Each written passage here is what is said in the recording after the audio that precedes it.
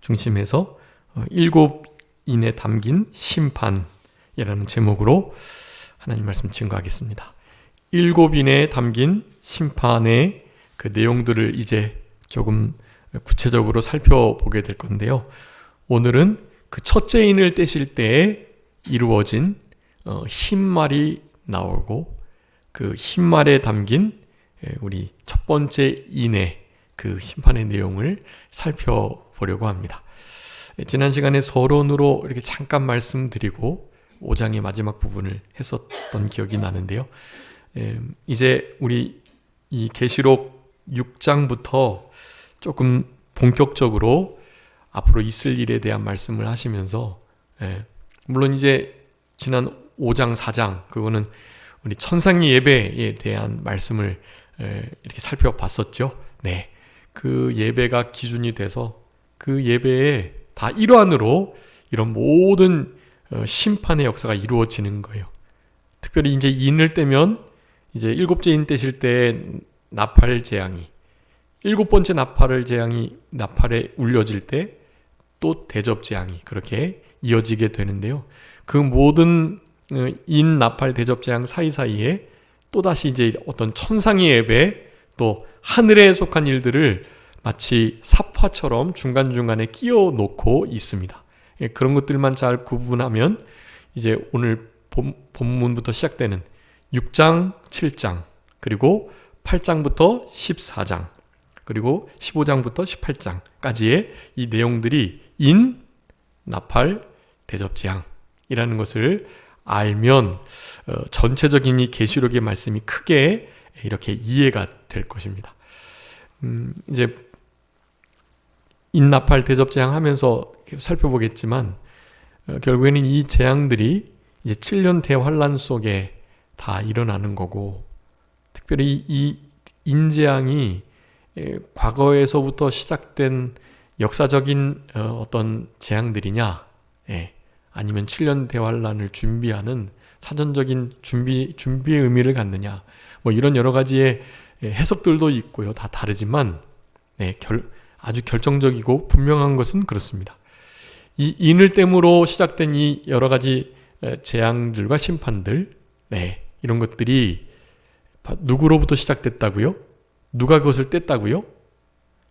일찍 죽임을 당한 것과 같은 어린 양 그분이 그것을 떼셨다는 것 자체가 아주 중요한 거예요.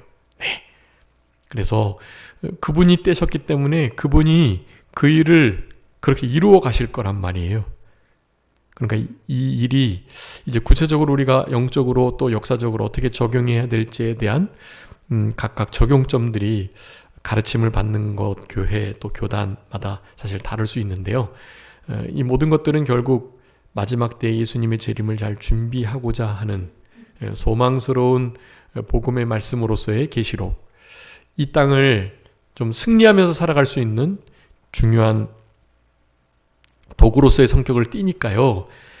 어떻게 해서든지 우리의 신앙이 바로 되기만 하면 돼요. 그 해석들이 좀 달라도 그것이 이단이 되거나 또 믿음이 잘못되는 것은 아니라는 것을 여러분 기억하시고, 이제 당장에 이제 우리 첫 번째 인을 떼실 때 나타났던 이 흰말에 대한 그 탄자에 대한 해석들도 말씀드릴 건데, 이 해석이 아주 정반대로 나뉘는 경우가 있어요. 우리 교단 같은 경우는 당연히 이 흰말은 복음운동이다라고 보지만 그렇지 않은 개혁주의 교단 교회도 많아요. 여러 가지 면에서 이게 적그리스도의 역사라고 보는 거예요. 이 흰말 운동을. 계시록의 흰색은 하나같이 우리 주님과 하나님의 나라에게 대하여만 쓰였습니다. 그렇기 때문에 당연히 본문도 그렇게 보는 것이 일관돼요.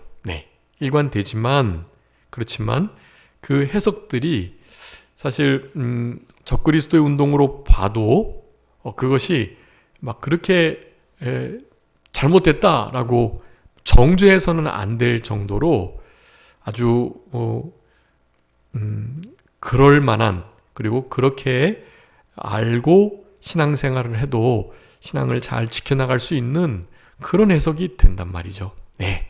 그러니까 이 흰말과 그 탄자를 예수 그리스도의 복음 운동이냐, 적그리스도의 거짓 선지자의 운동이냐라고 믿고 생활을 해도 이 말세를 잘 준비하기만 하면 되는 거예요. 네. 그것을 정반대로 해석했다고 한쪽이 다른 한쪽을 정죄하고 이단시하고 잘못됐다고 하면 안 되는 거예요. 그렇게 인정하고, 네, 인정을 받고 그렇게 믿음을 잘 지키며 살아나가는 것, 그 자체가 중요하다는 사실을 우리가 먼저 기억했으면 좋겠습니다. 여기 이제 오늘 그 흰 말부터 시작되는 붉은 말, 또 검은 말, 청황색 말 8절까지 읽었는데요. 이제 뒤에 나오는 나팔, 그리고 그 뒤에 나오는 대접 재앙도요. 다 7가지씩 기록되어 있는데 그 인 나팔 대접 재앙의 그 순서들, 그리고 그 인 나팔 대접 재앙들을 이렇게 구분 지을 수 있는데, 그러니까 지금도 제가 8절까지 끊었죠. 하나, 둘, 셋, 네 번째 인을 끊고 나머지 뒤에 세 인을 구분했어요. 마찬가지 나팔 재앙도요. 첫 번째, 두 번째, 세 번째, 네 번째 나팔하고 그 다음에 중 끊고 다섯, 여섯, 일곱 번째 나팔이 그렇게 묶이게 됩니다. 대접 재앙도 마찬가지고요. 그런 좀 의미적인 묶임이 있는데요. 우리 인 나팔 대접 재앙 각각의 그 4개와 3개로 구분되는 그 구분점들이 이렇게 우리의 삶 가운데 이렇게 막 시대적으로 다 구분되고 그런 건 아닌데요. 그렇게 구분을 해서 성경 말씀을 읽으면 훨씬 더 이해하기가 좋고 그 각각의 인 나팔 대접 재앙에 대한 여러 가지 상황들을 이해하기가 좋다. 네. 뜻을 깨닫기가 용이하기 때문에 그렇게 구분을 지었다라고 보시면 될 것 같습니다. 스가랴의 말씀, 그리고 다니엘의 말씀, 그리고 우리 예수님께서 산상수훈을 통해서 하셨던 마지막 때에 이루어질 그 일에 대한 말씀이 다 계시록 오늘 이 인재앙의 사건에 다 이렇게 연결이 되어 있습니다. 신약에 있는 모든, 특별히 계시록에 있는 말씀들은 구약에 있는 계시의 예언의 말씀들이 바로 이 계시록을 향하고 있다는 말씀을 많이 드렸었고요.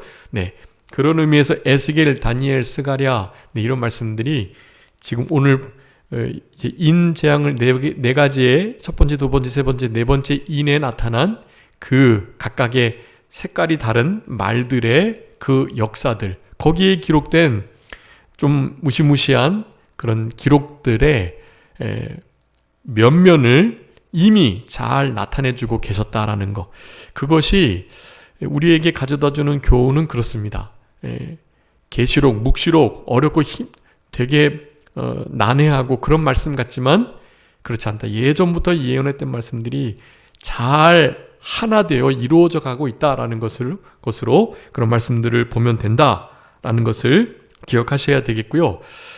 그래서 여러 가지를 이제 살펴보겠지만 특별히 우리 마태복음, 마가복음, 누가복음에 요 계시록 6장에 4가지의 인을 뗄 때에 나타나는 그런 모든 모습들, 우리 예수님께서 예언하셨던 모습들인데 그 모습들이 나타나고 있고 실제로 그것이 우리의 삶 가운데도 나타나고 있다.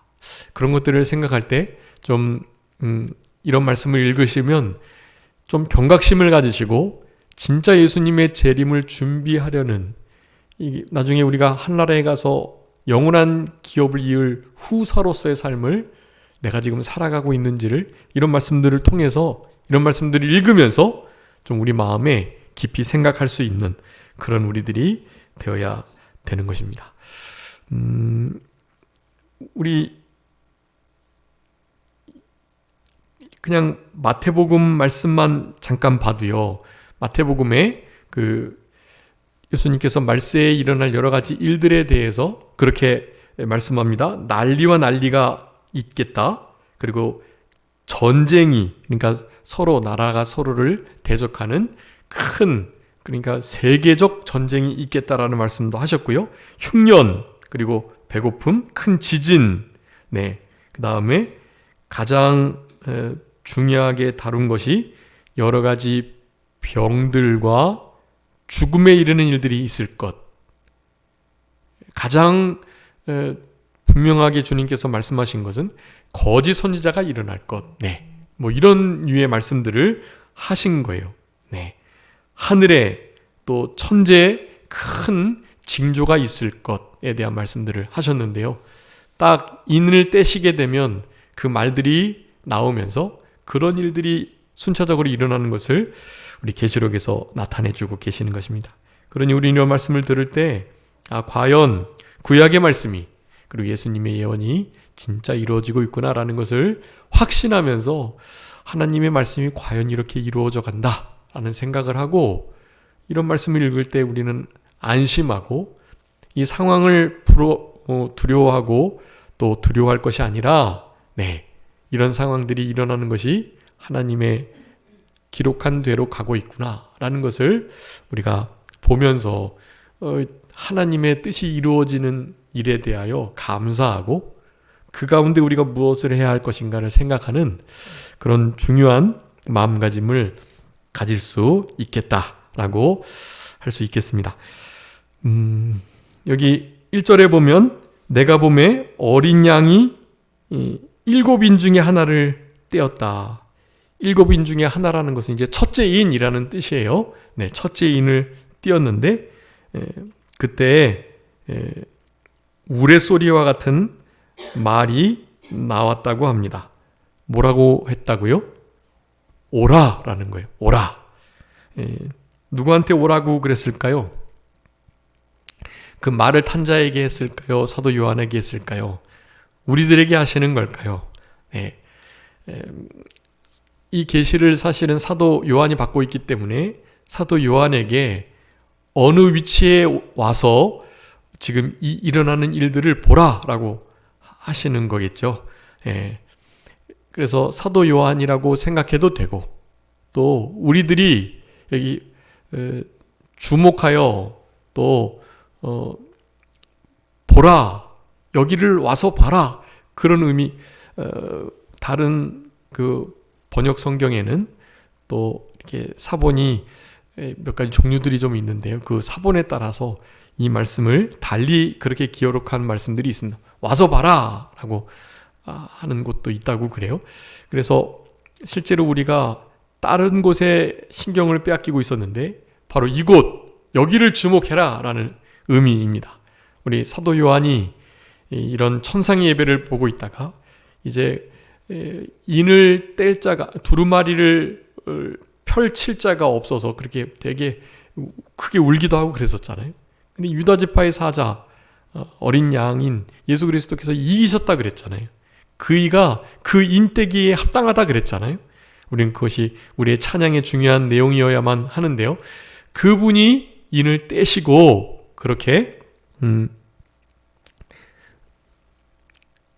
하나님의 역사를 이루어가는 것을 봐야 된다. 와서 봐야 한다. 오라라고 말씀하면서 우리에게 하나님의 뜻이 이루어져가는 바로 그 장소에 이르라고 명령하고 계시는 거예요. 이런 오라라는 외침, 그리고 우리 계시록 1장에 살펴봤지만 뒤에서 큰 나팔 소리와 같은 소리가 났다고 그랬잖아요. 그 뒤에 나는 소리를 돌이켜야 하고 돌이켜 회개하는 삶을 살아가며 하나님의 말씀에 민감하게 귀 기울일 때, 그럴 때 하나님의 말씀이 나팔 소리와 같이 임하게 되는 거거든요.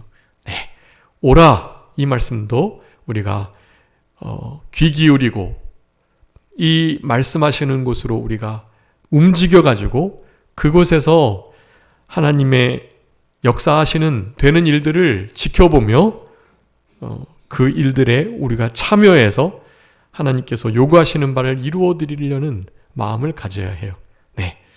오라라는 이 말씀 계속해서 그 인을 뗄 때마다 그 외침이 있습니다. 네. 그 말을 탄 자에게 외쳐서 그 일이 이제 이루어지게 하라라는 의미도 되겠지만 우리에게 요구하시는 거예요. 와라. 예. 지금 인 재앙이 이제 이렇게 인을 뗄 때마다 일어나고 있는데 바로 그 재앙의 그 장소, 그 사인의 장소, 또 그 징조의 장소, 그 장소로 우리의 마음을 또 우리의 모든 삶을 그렇게 이동하여 기울여서 그곳에 주목해라 라는 것을 말씀한다는 사실, 여러분 그것을 기억하시면서 네 생물 중 하나, 우리 네 생물 스가랴 말씀에도 그렇고 다 천사라고 우리 계시록의 4장 5장에서도 계속 살펴봤었죠. 그들이 하나님을 찬양하는, 하나님을 높이고 하나님께 경배와 영광을 돌려드리는 하나님의 사역자들, 종들의 대표자들입니다. 네 생물로 묘사되는 천사들. 네, 그 천사가 어떤 천사인지는 모르지만 그 네 생물 중에 하나가 그렇게 인을 떼는 그 가운데 오라라는 외침을 하고 있다라는 것입니다.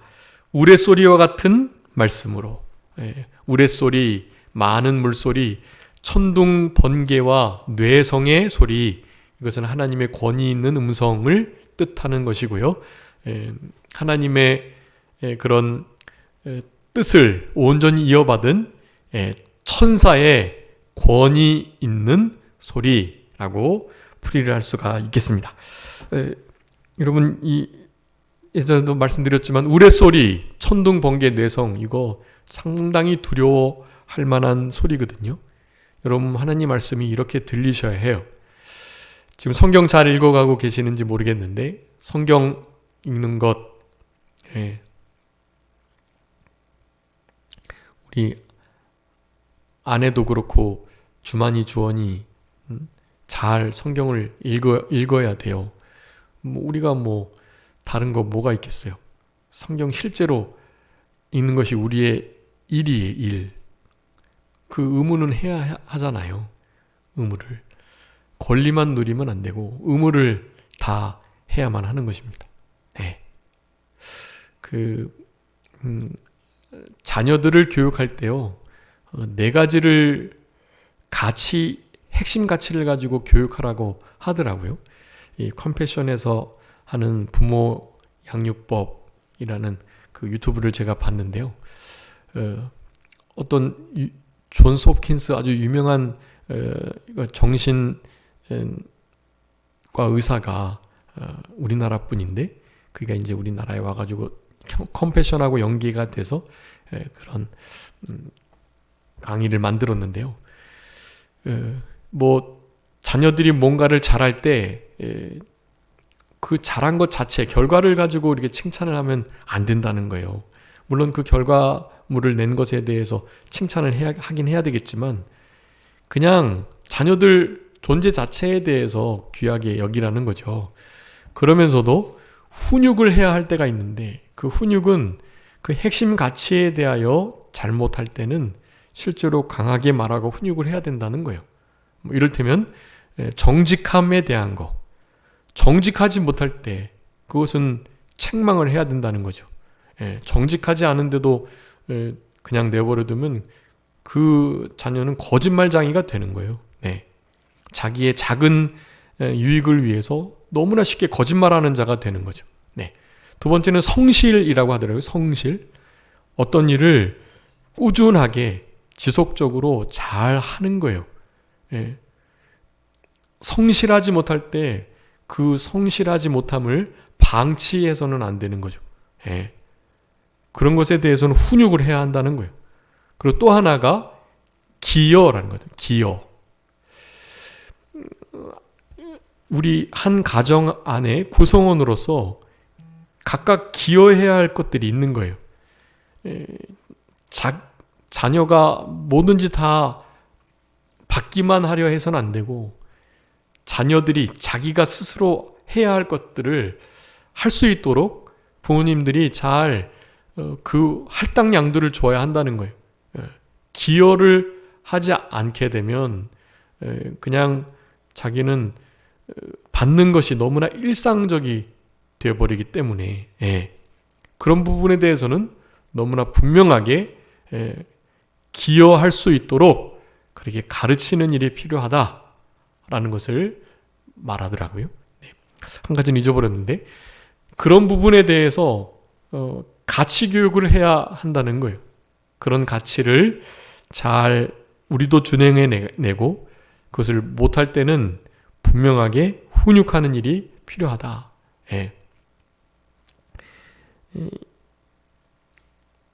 우리 훈육함에 있어 하나님의 말씀이 또 하나님의 종들의 말이 또 우리의 양심의 소리가 우레소리와 같이 나팔 소리와 같이 크게 들려야만 하는 거예요. 그 C.S. 루이스라는 분이 고통의 문제를 책을 쓰시면서 고통이라는 것은 하나님께서 우리들에게 큰 소리로 말씀하시는 확성기와 같다. 그렇게 표현을 해요. 고통 자체가 확성기예요. 그 고통을 당하면 하나님이 나에게 지금 큰 소리로 말씀하고 계시는구나 생각하시면 돼요. 그러니 우리의 삶 가운데 고통이 찾아오기 전 우리 심령에 고요하게 말씀하실 때 내가 성경을 읽다가 그 성경의 말씀에 우리의 마음이 거리낄 때 양심의 소리에 부딪힐 때 그 소리에 응답하는 삶이 지혜로운 삶이라고 할 수 있겠습니다. 하나님 모든 말씀이 우레소리와 같이 나팔소리와 같이 들려지는 우리 산정교회 모든 성도님들이 다 되셨으면 좋겠고 그게 안 될 때는 하나님이 고통의 문제를 가지고 그것을 확성기 삼아서 우리에게 말씀하시니까 그런 일이 있기 전에 부모님들도 자녀에게 한두 번 말하다가 안 될 때는 회초리를 드는 거잖아요. 그래서 회초리를 맞기 전에 자기가 해야 할 일을 잘 감당하고 하나님의 말씀을 늘 읽으면서 그 말씀 속에서 하나님의 뜻을 우레소리와 같이 찾는 그런 우리들이 되어야만 하는 거예요. 오라 하니 역사가 나타나게 됩니다. 그러면서 이제 2절에 말씀합니다. 내가 보니 흰말이 있었다.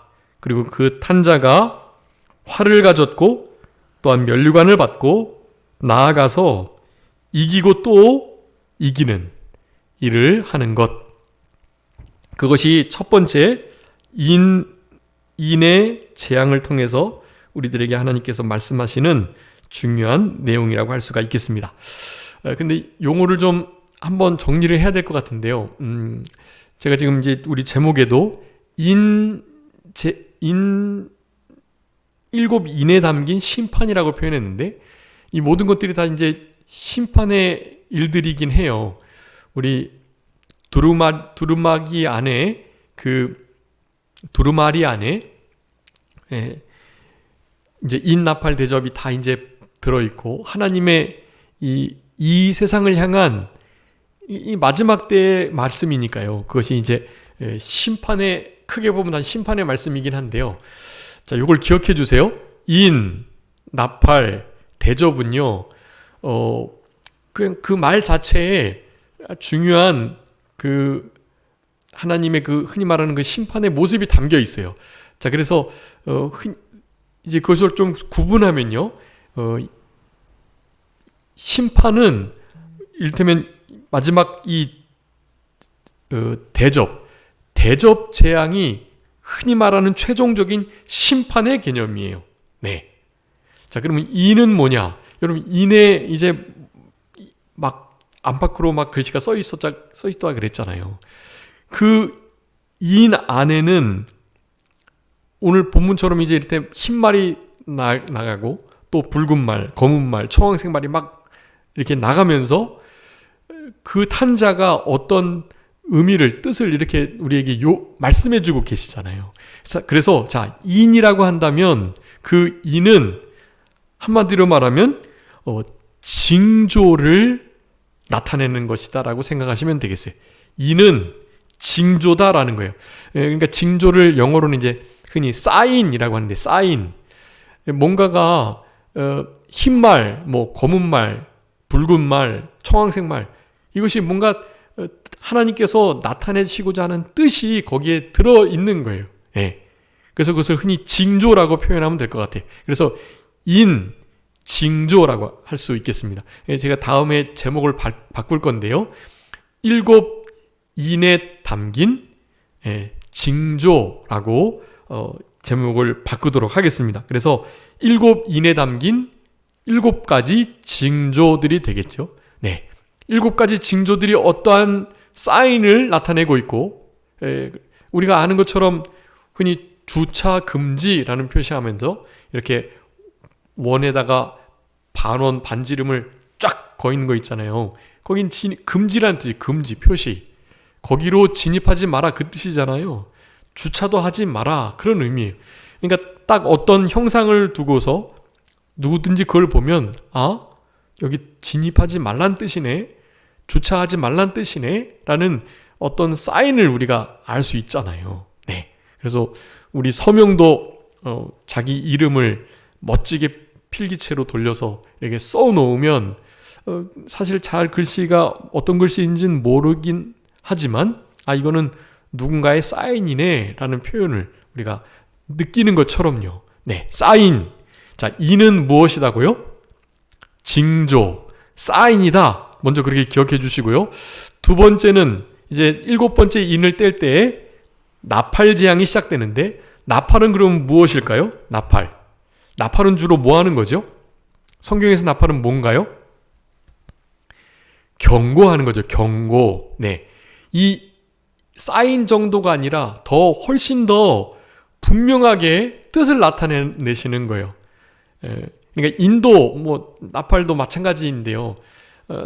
이 사인, 징조도 무엇인가를 나타내고자 하시는 건데, 그것은 좀 숨은 뜻을 가지고, 그런데 이 나팔은요, 훨씬 더 구체적으로 명확하게 소리를 내는 거예요. 사인보다는 훨씬 더 분명하게 전달을 하기 위함인 거죠. 그러니까 이제는 나중에 제목이 바뀌겠죠. 7인에 담긴 징조, 1, 2, 3, 4, 5, 6, 7 하겠고요. 그 다음에는 이제 나팔 재앙할 때 뭐겠죠? 7 나팔에 담긴 경고라고 할 수가 있겠습니다. 네, 경고. 영어로는 이제 warning이라고 하는데, warning. 예, 요즘에 게임을 많이 하는데 그 게임에 게임 끝판왕 큰 대장이 나타나면 이제 warning이라고 해가지고 이게 쓰죠. WARNING, warning 해가지고요. warning, 삑삑 하면서요. 그거를 보면, 그 워닝 표시가 나오면 이제 뭔가 주의를 해야 되는 거예요. 하여간, 야, 이거 뭔가 이제 큰일이 일어나겠다 싶은 거죠. 조금 점층적으로 인보다는 나팔보다는 대접이 훨씬 더 큰 그런 환란을 가져오게 되는 것도 맞습니다. 네, 그래서 워닝, 경고를 하는 거예요. 그래서 일곱 나팔에 담긴 경고들이라고 이제 할 수 있겠고요. 그 7번째 나팔이 근데 울려질 때는 비로소 무엇이 이루어지죠? 대접의 재앙이 이루어집니다. 자, 그래서 이 대접은 흔히 말하는 재앙이에요. 디제스터라고 해가지고 재앙. 네, 이거는 이게 바로 진짜 심판이에요. 물론 인도 나팔도 다 심판이긴 합니다. 하나님의 심판이 그렇게 이루어질 것을 말하는 건데요. 궁극적인 이 심판이 요 대접이에요. 요 대접을 통해서 죽을 사람들이 다 죽고 살 사람들은 다 사는 거예요. 네, 바로 이 재앙은, 이 심판은 그렇기 때문에 우리 믿는 사람은 받는다, 안 받는다? 안 받는다라는 거예요. 이는 징조이고 나팔은 경고이고요. 바로 이 대접이 재앙이고 이것이 바로 심판인데요. 우리는 이 재앙을 받지 않아요. 우리는 심판을 받을 자들이 아니에요. 우리는 이미 심판을 받은 자들로서 천국에 가게 되는 거고요. 네, 이제 나중에는 이제 사심판, 얼마나 우리가 믿음 생활을 잘했냐 여부를 판단받는 정도, 그 정도만 하게 되는 거거든요. 자, 그래서 이 인, 나팔, 대접, 재앙에 대한 용어를 여러분 기억해 주시고, 인, 징조, 나팔, 경고, 대접, 심판, 대접, 재앙, 이렇게 용어를 좀 잘 기억해 주세요. 네. 그리고 난 다음에 이제 다음 시간부터는 우리가 요 7인에 담긴 7가지의 징조, 사인이라고 하는 제목으로 첫째, 둘째, 셋째, 넷째 인에 대해서 살펴보도록 하겠습니다. 자, 여러분, 이 아까 예수님께서 마지막 때에 어떤 일이 일어날까요? 제자들이 물었을 때의 대답이 오늘 이제 이 인재앙에 있는 것들과 아주 많이 비슷한 단어들로 쓰여져 있다고 말씀을 드렸죠. 그래서 우리가 결국 해야 할 이 일들을 당했을 때 우리가 취해야 할 태도는 무엇이라고 말씀드렸죠? 그 첫자 이렇게 누가복음 21장 하면서 했던 기억이 좀 나는데요. 네. 혹시 미두변인 도일조항 기억하시나요? 미두변인 도일조항. 네. 이거 기억하시기가 어렵겠죠? 그래도 다시 한번 미두변인 도일조항. 도일조항. 이 미두변인, 미혹받지 않도록 주의해라. 두려워하지 말아라. 변명할 것을 미리 궁리하지 않도록 명심해라. 미두변인, 인내로서 영혼의 구원을 얻으라. 인내로 끝까지 참아라라고 말씀하고 계시고요. 도일조항, 산으로 도망해라. 일어나 머리를 들어라. 삼가 조심해라. 네. 항상 깨어서 기도해라. 네. 미두변인 도일조항. 미두변인 도일조항. 이 8가지의 태도를 우리가 견지할 때 이 말세지 말에 있는 이 일들, 그러니 이 인에 대한 징조, 이 사인들이 실제로 이제 우리들에게 이렇게 울려 분명하게 제시될 때 우리는 이런 태도, 미두변인 도일조항의 태도를 가지고 살아가신다면 요 인에 대한 모든 사인들을 우리가 제대로 알고 거기에 우리가 맞춰서 우리의 신앙의 준비를 하고 우리의 영적 실력을 갖추고 그렇게 승리하며 살아갈 수 있게 될 것입니다.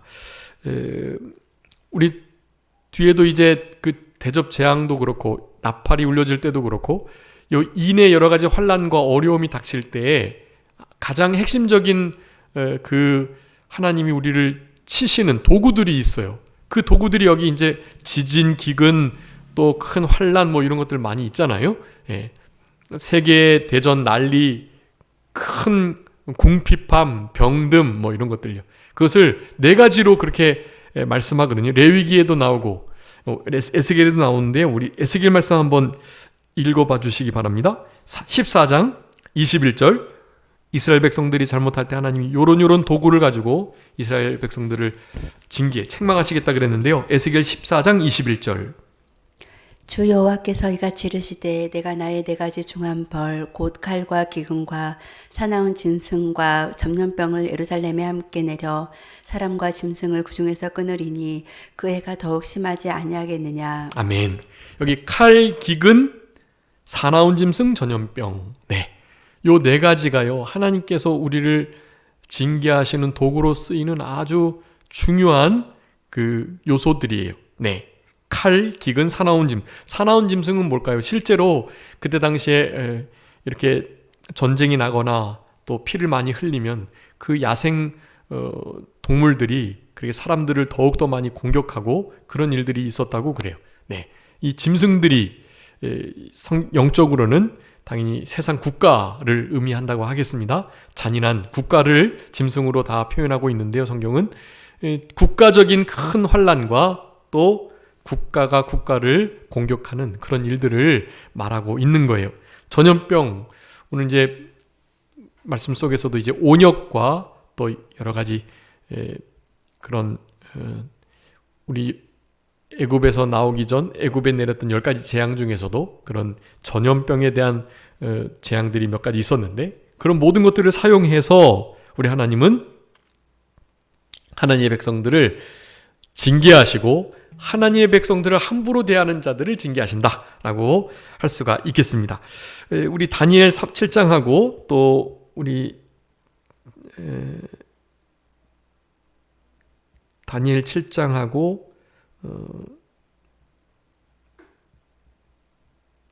다니엘 2장에 우리 다니엘 2장에 그 바벨론 느부갓네살 왕이 금신상 본 그거 하고요. 다니엘 7장에도 앞으로의 이 대제국들이 어떻게 이루어질 것인가, 바벨론, 메데, 바사, 페르시아, 그리고 헬라, 그리스, 로마, 이 시대의 네 가지의 큰 왕정 시대를 이제 사자, 곰, 그 다음에 표범, 무섭고 놀라운 큰 이빨을 가진 강한 무서운 짐승, 이렇게 네 가지로 다 표현하고 있는데요. 그런 하나님의 숨겨진 징조를 나타내는 그런 역사들이 이렇게 내 신상과 함께 또 예수님의 큰 말세의 지말에 일어날 그런 일들과 함께 우리 계시록에 요 인에 담긴 하나님의 우리를 향하신 사인 징조들을 그렇게 나타내는 그런 도구들로 다 사용된다라고 할 수가 있겠습니다. 그래서 오늘 2절에서 이 흰말이 복음운동을 가리키고, 잘 그렇게 기억해 주세요. 이 흰말은 복음운동입니다. 계시록의 흰색이 다 하나님과 우리 주님과 복음 그리고 천국 운동에 관한 것에 쓰여져 있어요. 깨끗함, 성결, 거룩함이에요. 네. 흰 두루마리, 흰 두루마기, 또 흰 옷, 또 흰 돌. 네. 우리 19장에 우리 예수님께서 이 땅에 이제 나타나실 때 흰말을 탄 우리 그리스도께서 그렇게 승리의 심판자로 오실 것을, 충신과 진실이라는 별명을 가지고, 이름을 가지고 이 땅에 오실 것을 말씀하고 있어요. 그래서 그 흰색 말이 마치 거짓 선지자로서 활은 가졌는데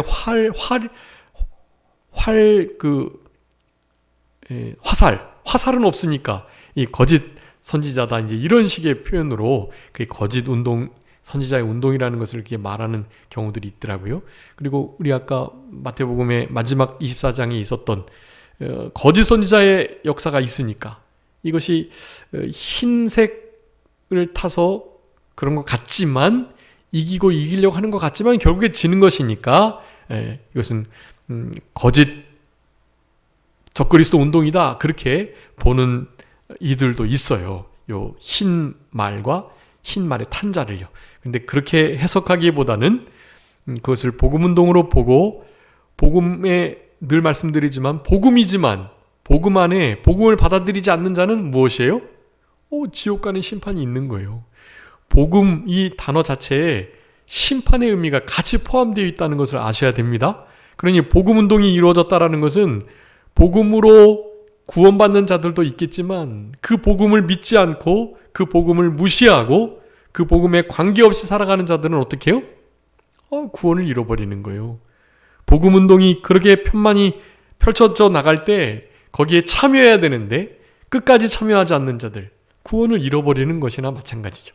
네, 그래서 이 흰말을 복음 구원운동이라고 보시는 것이 좋고, 그 흰말을 탄 자는 당연히 우리 예수 그리스도이시라고 할 수 있겠습니다. 탄 자가 활을 가졌다. 여러분, 활이 또한 복음의 말씀을 의미하는데요. 우리 히브리서에 있는 말씀처럼 우리 하나님의 말씀은 살았고 운동력이 있어서 좌우의 날선 어떤 검보다도 예리해가지고 그 심령과 골수와 모든 것을 찔러 쪼개는 그런 역사가 있는 거. 여러분이 복음운동은 결국에 우리나라도 평양 대부흥이 있었고 다 부흥의 때가 있었는데요. 그런 부흥의 역사들, 운동의 큰 흐름이 있다는 것을 의미하기도 하지만, 이 복음의 운동의 시대가 이미 그래서 지났다고 생각할 수 있겠지만, 이 모든 것들은 현재적으로도 여전히 존재하는 것들임을 당연히 우리가 알 수 있고요. 이것이 역사적으로 흘러가 버려서 과거적으로 끝난 거 아니고요. 인나팔 대접재앙 계속 우리의 삶 가운데 있을 수 있는 것이라고 여기는 것이 아주 중요하다는 것을 서론적으로 그때 말씀드렸었습니다. 그러니 지금도 복음운동이 계속되어야 하고 그 복음운동의 시발점은 우리 자신이어야 한다. 하나님 말씀이 울려 퍼질 때 그 말씀이 나의 심령을 찔러 쪼개는, 그래서 하나님의 말씀 앞에 회개하고 그 말씀에 좀 고꾸러지고 넘어지는 그런 일들이 있어야 되는 거예요. 여러분, 하나님 말씀 읽으시면서 회개하고 나의 삶에 대한 태도를, 마음과 생각과 말투를, 눈빛을 잘 복음적으로 변할 수 있는 그런 우리들이 되어야 돼요. 성경을 읽을 때마다 변해야 되는 거예요. 누가 읽으라고 해서 읽는 것 아니고, 의무적으로 읽는 것 아니고, 그 말씀을 통해서 우리의 삶이 변화되도록. 여러분, 성경 읽는 거 이거 하루 5장 놓치면요, 만회하기가 어려워요. 다른 사람들은 5장이 아니라 10장씩, 20장씩, 30장씩 읽는단 말이에요. 그런 사람들의 영성을 우리가 어떻게 따라가서 주님을 그들보다 더 많이 닮겠어요? 여러분, 그 격차를 좁힐 수가 없습니다. 그러니까 그 격차가 좁혀질 수 있도록 여러분의 복음운동이 여러분의 마음속에서부터 먼저 시작되도록 힘을 쓰시는 것, 그것이 우리들에게 이 첫 번째 인을 통해서 우리에게 강력하게 요구하시는 하나님의 마음이시다라는 것을 여러분 기억하시고, 결국 이 탄 예수 그리스도의 흰말을 탄 이 복음운동의 역사가 이루어져서 이기고 또 이기는, 그래서 여러분 승리하는 삶을 사셔야 돼요. 승리하는 삶. 우리 지난 시간에 임 목사님께서 우리에게 세상을 이겨야 된다고 말씀하셨죠. 예, 여러분 승리하셔야 돼. 이제는 여태까지는 지셨지만 이제는 이기고 또 이기는 삶을 살아가셔야 해요. 네, 그 구체적인 방편을 다음 시간에 말씀드리려고 하니까요. 여러분, 우리의 삶 가운데 승리의 역사. 여러분, 지난 시간에 승리하는 것은 어떻게 해야 승리한다 그랬죠? 영으로 사는 거, 승리하는 생활에 대해서 말씀드렸는데, 예수 그리스도 안에서 너희에게 이김을 주신 하나님께 감사한다 그랬잖아요. 고린도전서 15장 47절, 고린도 후서 2장 14절, 이거 우리 아주 많이 강조했잖아요. 여러분, 예수 그리스도 안에 있을 때만이 승리할 수 있고 참된 평안을 누릴 수 있는 것입니다. 징조가 떼어질 때, 첫 번째 인이 떼어질 때 첫 번째 이 징조가 흰말이었다라는 사실, 우리는 흰말, 그 복음운동, 그 활, 진리의 말씀 앞에 우리가 좀 부복되는, 쳐서 복종시켜지는, 그래서 실제로 승리의 삶이 가능해지는 그런 우리의 남은 생애가 다 되셨으면 좋겠고, 그 승리의 근본, 정죄함이 없는 우리 우덴 카타크리마 말씀드렸죠. 우리는 결코 정죄함이 없기 때문에 그 말씀 가지고 우리는 승리의 삶을 실제로 살아낼 수 있는 거예요. 우리 다 같이 기도 드리시겠습니다. 살아계신 우리 아버지 하나님, 감사합니다. 우리를 사랑하셔서 징조에 대한 말씀을 우리들에게 교훈하시며, 첫 번째 인을 떼실 때에 첫 번째 징조가 나타나기를, 흰말이 나오고 그 탄자가 활을 가지고 면류관을 받아 나와서 이기고 또 이기겠다는 이 말씀을 우리들에게 교훈하시며, 이 천국운동, 복음운동이 우리의 심령 속에서부터 먼저 시작돼야 될 것을 우리들에게 교훈하시며, 그 복음운동이 우리의 삶을 붙들므로 결국 승리하여 우리의 삶 가운데 승리의 계가를 하나님께 돌려드릴 수 있는, 이기고 또 이기며 예수 그리스도 안에서 승리해서 승리의 향기를, 그리스도의 향기를 나타낼 수 있는 우리의 삶이 되라고 우리에게 권고하시는 아버지 하나님의 크신 은혜를 진심으로 감사합니다. 이 말씀 가지고 남은 한 주간도 승리하며 하나님께 온전한 영광을 돌려드릴 수 있는 우리 모두가 되게 해주시기를 간절히 바라옵고, 우리 선전계속한 모든 성도님들의 삶 속에 이 승리의 역사가 계속될 수 있도록 하나님 도와주시고 같이 하여 주옵소서. 모든 것 주님께 맡기옵고 살아계신 예수 그리스도의 이름으로 기도 올리옵나이다. 아멘.